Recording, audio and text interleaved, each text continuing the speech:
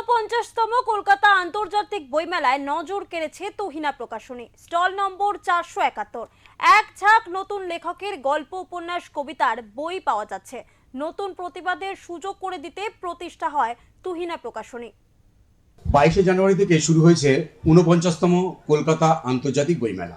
ভিড় কিন্তু বইপ্রেমীদের যে ভিড়, সেটা কিন্তু কার্যত উপচে পড়া ভিড়। এই মুহূর্তে আমরা রয়েছি 471 নম্বর স্টল তুহিনা প্রকাশনীতে। আমরা ঘুরে দেখবো সেই স্টলটা।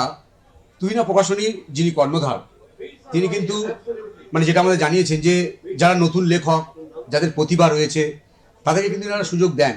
আমাদের প্রকাশনীর স্টল নাম্বার আছে 471। এই স্টলের সামনেই আমরা কোনোরকম লেখক কিছুকে নিয়ে আমরা বই প্রকাশের একটা অনুষ্ঠানে রেখেছি, কিংবা যে কুইজের জন্য আছেন সুদীপ্ত সাহা, ডক্টর সুদীপ্ত সাহা। আরেকজন আমার সামনে আছেন লেখক দীপ্র ভট্টাচার্য।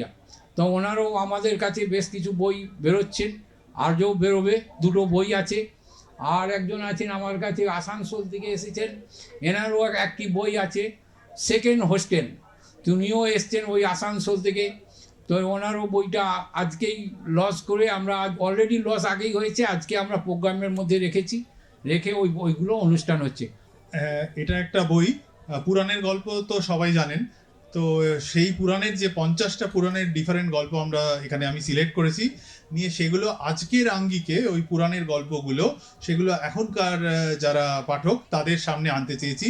পুরাণের গল্প আমরা সবাই জানি, যেমন ভগীরথ কীভাবে গঙ্গাকে এনেছেন বা কী, কিন্তু আজকে আবার সেই গঙ্গাই কিন্তু আর পবিত্র নেই, পলিউটেড হয়ে যাচ্ছে। কিভাবে সেটাকে মডার্নাইজ করার চেষ্টা হচ্ছে, বা ধরুন কমার্শিয়ালাইজ করার চেষ্টা হচ্ছে।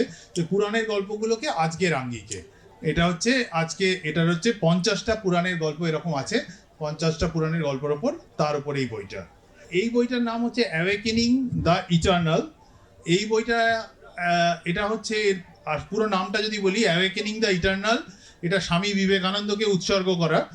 এটা হচ্ছে ancient Hindu wisdom for modern soul and mind. অর্থাৎ এনশিয়েন্ট হিন্দু উইজডমের কথা আমরা সব জানি, যে বেদ, বেদান্ত, উপনিষদ, তাছাড়া ধরুন অদ্বৈতবাদ, সাংখ্যতত্ত্ব, তন্ত্র, এইগুলো খুব ভারী ভারী জিনিস। আজকালকার ছেলেমেয়েরা বলুন কেউই পড়তে চায় না।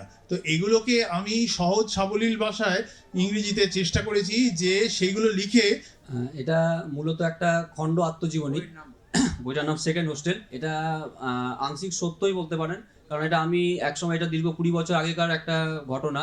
আমি যে সময় হোস্টেলে পড়তাম ইঞ্জিনিয়ারিং কলেজের, তো ইঞ্জিনিয়ারিং কলেজের হোস্টেল নিয়ে লেখা বইটা। মূলত এখন মানুষ একাকিত্বে ভুগছেন, মোবাইলে বন্দী হয়ে যাচ্ছেন। তো একটা হোস্টেলে কিভাবে বিভিন্ন জায়গা থেকে মানুষ আসেন, ছেলেরা আসে, বিভিন্ন প্রান্তের ছেলেরা এসে সেখানে একসঙ্গে থাকে, এক রুমে থাকে, একসঙ্গে পড়াশোনা করে, খেলাধুলা করে, কিভাবে তারা একসঙ্গে মিলিত হচ্ছে, তাদের সমস্ত কালচার একসঙ্গে মিলছে, সেসব নিয়ে বইটা লেখা।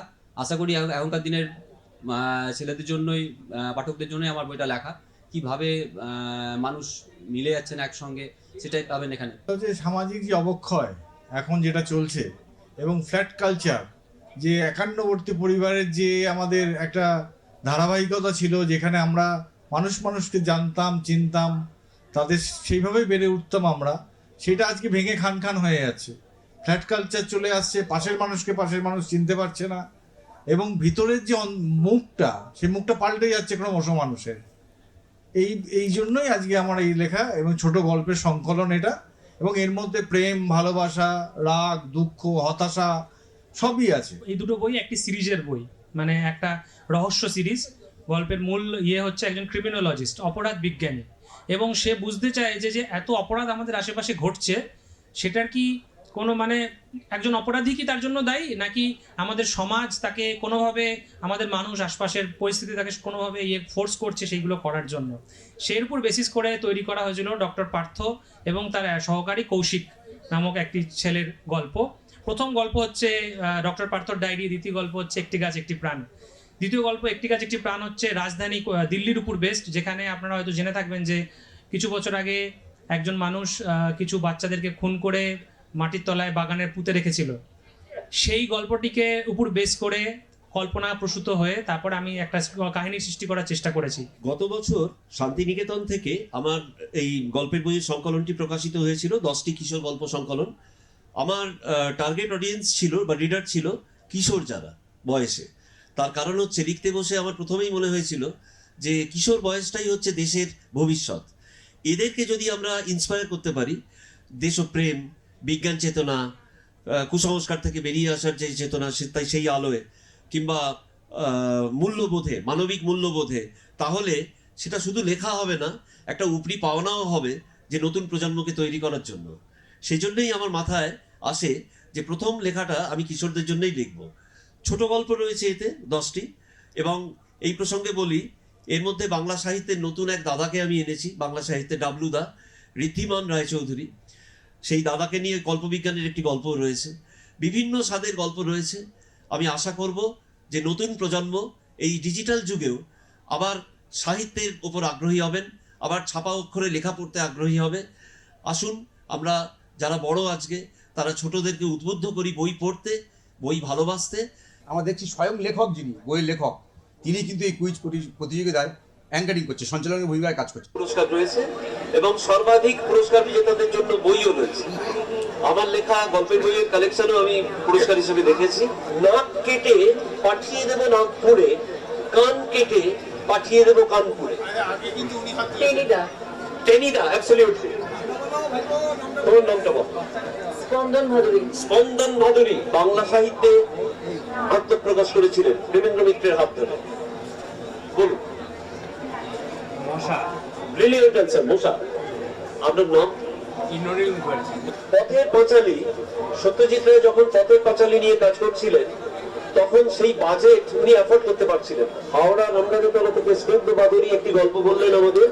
তো এই যে তুহিনা প্রকাশনী গড়ে ওঠার যে গল্প, সেটা আমরা করদার কাছে শুনেছি, কিন্তু আমরা জানি যে প্রত্যেকটা সৃষ্টির পিছনে, প্রত্যেকটা সফল পুরুষের পিছনে একজন নারীর কিন্তু অবদান থাকে। আমরা কথা বলবো।